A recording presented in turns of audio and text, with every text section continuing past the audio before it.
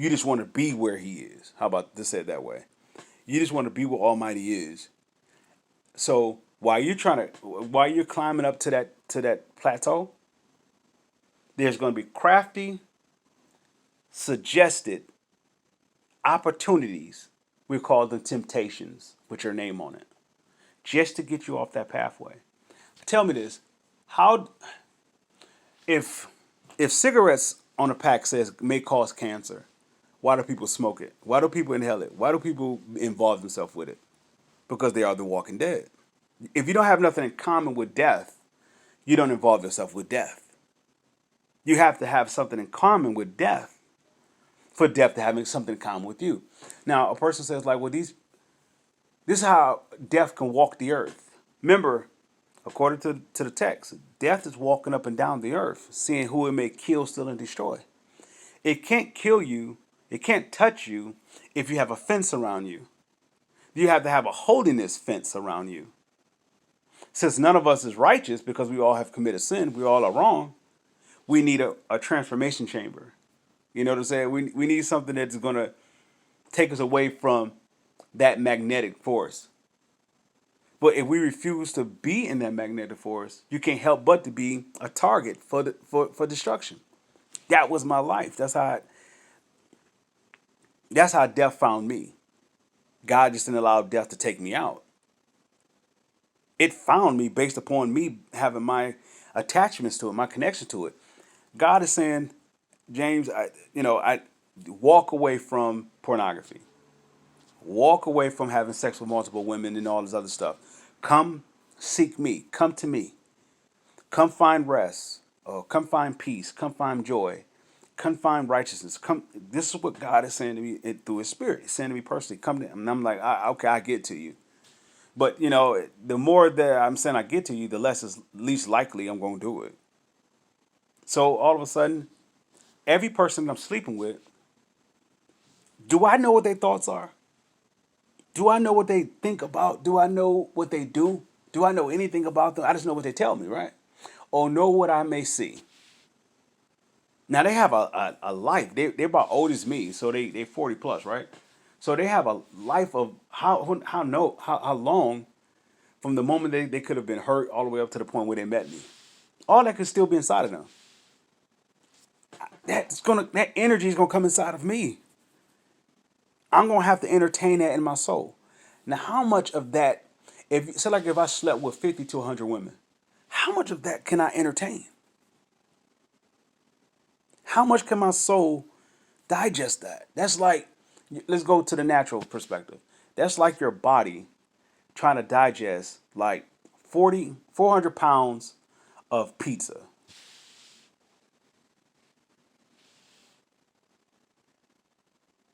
Tell me, how can it do it? Or 400 pounds of toxic waste. How can you do it? It is not made for it. So our soul, our mind, will, emotion, intellect, and imagination wasn't made for anything but holiness. Somebody may say, well, we live in a world that is not holy, that has nothing to do with you. The text tells us, be in the world, but not of it. The world means that there's a spirit. In other words, there's a voice that leads them to do what they do. You don't have to be in connection to that. You that's how you invite that's how we invite the thief in, by being in connection to what the world is doing. Well, the world is getting high, the world is doing this, the world is doing that. But are you a follower or are you a leader? You're gonna reap either way. You're gonna reap what you sow either way. Then all of a sudden, you've been reaping that. Then all of a sudden, out of nowhere, like a snap of a finger, you have a stroke. Now, somebody asked me this question. When I get out of answer this question, when I come from the hospital after having a stroke, I'm physically in disrepair, and like I'm basically just tore up, right? How did I get to the place where that I'm not in that condition anymore? How did I get to that place? The person said you can have therapy. If I went to physical therapy, that's still a life changing experience, correct? because I will have to be something that I'm not. I can't. If the thought is to be in disrepair, I will have to. For me to be in repair, I will have to get away from that thought of being allowing to be in disrepair. So in other words, for me to get rid of fat, I will have to get rid of the thought to accept fat.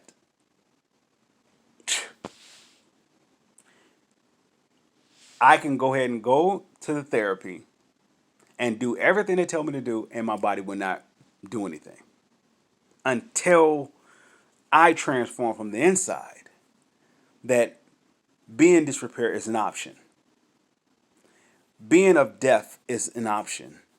Not being holy is an option. Until I get rid of all that, you're gonna constantly keep being subject to the tormentor. Now, a person may say, like, I don't believe in Satan and all that stuff, and I don't believe in, generational curses. I don't believe in evil and all that. Well, your life will show you. You don't have to take my word for it. Your life will live it. There is nothing like by coincidence or chance.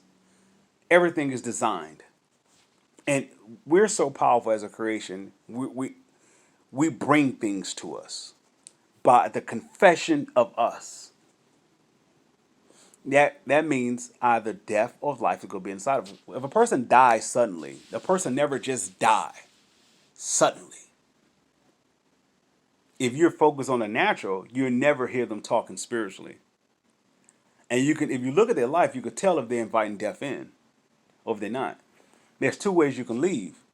You can leave by death taking you out, or you can leave by giving up the ghost and going with the Father, going with the Creator. That means you're one of the same. See, no one knows that decision of another person. We could just only say what we see or what we think we know, but we don't know the individuals. We don't know their life. That's like me sleeping with a woman that I'm not, that I don't, that holiness is not coming out of her.